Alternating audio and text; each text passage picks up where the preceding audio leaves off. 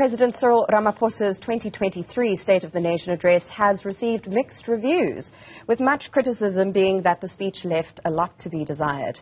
Prior to the delivery, several sector leaders, including civil society organizations and opposition parties, voiced that they hoped for a report back on achievements in the last year and an outline on the new year, not endless promises.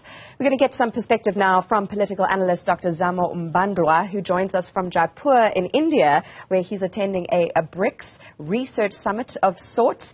Maybe we should start there. How do you think the president did in terms of dealing with sort of bigger geopolitical issues? We'll get to the energy in just a moment. But of course, South Africa, a player in BRICS, maybe a small fry in that group. But your thoughts? Good morning, Erin. I'm not sure it's afternoon this side. I hope it's morning that side. And good morning to the viewers at home.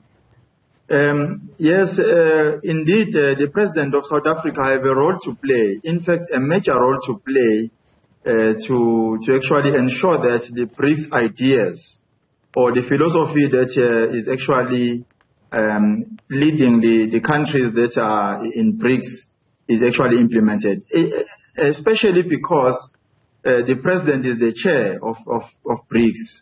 So he has a major role to play as the chairperson to unite the countries in BRICS and also to ensure that BRICS countries are actually developing in the economy and subsequently to implement the local banks or the development banks that are part of the BRICS agenda. So he has a huge role to play as such. But Erin, to talk about what you asked me to talk about, the issue of the State of the Nation address. I think this time around, Erin, I was a bit confused by the State of the Nation address because it actually included two aspects which I would like us to talk about. Number one is the reporting back approach that was used by the President to report on what has been achieved. Secondly, to outline the plans. But what also becomes more interesting, Irene, is that the President, when he was opening the speech, he indicated that he was not presenting new plans. And he also outlined that he knows exactly what are the problems.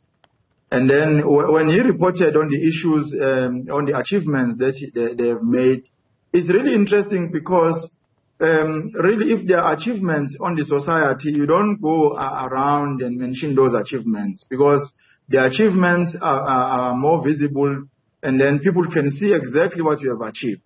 And based on what they've said, I think that they've not done justice to actually accept the failure in many aspects, particularly on the issues of education, issues of the load shedding of ESCOM.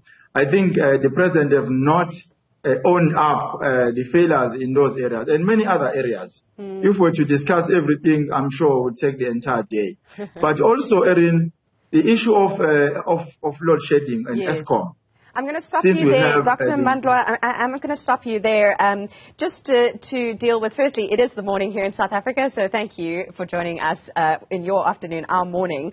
We'll get to the energy crisis in just a moment, but in terms of BRICS, you know, the State of the Nation address is comprehensive, and the discussions around energy have dominated, obviously, because it's a crunch time, and the President himself spoke about an existential threat to South Africa, to stability, to economic growth, to the well-being of the people. There was a real cognizance of the energy crisis. He did deal with BRICS, though, and since we've been unpacking, although I hate saying that word, but we are unpacking Sona and analyzing some of its many contents, I think since you are, you know, in Jaipur in India at the moment, an opportunity to just deal with some of that. You know, he mentions the chairmanship of BRICS. He also talks about the Southern African Customs Union, here dealing with some international relations themes. times, talking about the African Continental Free Trade Area, saying once this is operationalized, it will provide an unprecedented opportunity to deepen African economic integration, grow national economies, and open up new frontiers and markets for South African companies.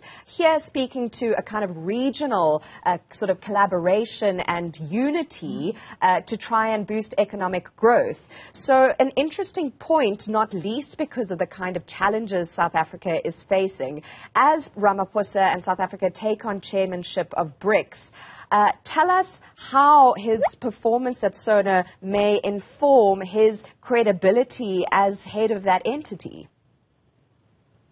Thank you so much for that background and for the question. I think South Africa, as the leader of BRICS, has not taken a full initiative to lead in terms of showing a direction, because the BRICS countries have so many commonalities, and these commonalities actually force all these countries to work together as one team to develop the economy as a bloc, an economy that is going to empower all the countries that are part of BRICS. And I don't think South Africa has played a role in that regard. Unfortunately, it's still early to judge, but I think towards the direction and towards the posture of the country, I don't think we have played a significant role. However, we cannot rule out that South Africa have not played at this point. But moving forward, we might see some developments. But at this point, where I'm standing, I don't see any positive impacts played by South Africa to ensure that there's an economic bloc between all these countries, and there's a center where the developmental bank actually assists in developing all these countries, particularly if you look at the economic situation in India, economic situation in South Africa and Brazil, because all those three countries are similar in terms of the economic system, and they should be working together, not excluding China and Russia, but they should be working together to say, how do we empower all these countries? How do we assist one another? Because our economy seems to be the same. How do we assist each other? How do we make sure that we actually assist even the people on the ground, those who want to migrate from India to South Africa, and those who want to migrate from South Africa to India, Russia, or China. So we have not seen that happening. And the outcomes of their meetings perhaps will be showing some fruitful results, maybe at a later stage. All right, let's dive into energy then. I think interesting just reviewing the president's speech that actually after waxing lyrical with a kind of poetic opening, talking about land and who we are as a people and what have you, he mentions jobs up front, but soon starts getting into the devastating effects of COVID, flooding, the violence of July 2021, and then getting into the energy theme. He says load shedding means households and supermarkets are unable to keep fresh food, water supply is often disrupted, traffic lights do not work, streets are not lit at night. Without a reliable supply of energy, our efforts to grow an inclusive economy that creates jobs and reduces poverty will not succeed. Therefore, as we outline our agenda for the year ahead, our most immediate task, is to dramatically reduce the severity of load shedding in the coming months. Of course, from there, he went on to announce the national state of disaster over Eskom and the power crunch. He also announced those plans for a minister of energy. These among measures to tackle the load shedding crisis. What did you make of them? Erin, before we talk about the crisis or the energy crisis, the issue of the unemployment is a national anthem. Every State of the Nation address of South Africa will always touch base on unemployment. And I think there is no political will to address this particular problem, because we cannot be talking about one and the same thing for more than 15 years if really there's a political will to deal with this problem. However, also again, I've mentioned earlier that the president have mentioned that he's not presenting new plans, but these are the plans that already exist. It's just a report back session, and also to show how they want to improve on what they have done.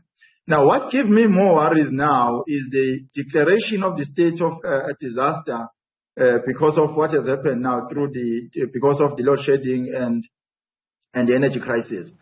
I think that alone is a problem because, you know, the state of disaster come with specific rules or regulations, and we do not know whether the declaration of the state of disaster will actually deal with the problem or resolve the problem, or else it will create more problems. I'm saying this because there will be funds involved. There will be money that will be channeled to different organizations. I've seen that the president have mentioned that the food production has suffered a major loss because of the load shedding, and the money will be channeled to food production or agricultural industry.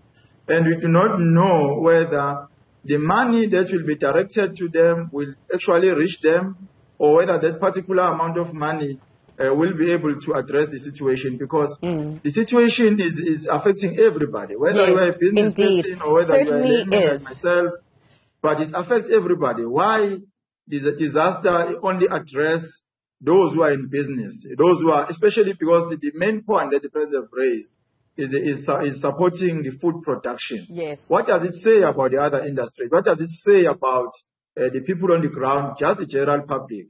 If then they will not benefit out of this intervention. Could talk about the Sona address all day. It is comprehensive and perhaps something that will never please everybody, but some analysis there from Dr. Mbandlwa in Jaipur, India at the moment. Thank you for that insight into some of the themes of Sona.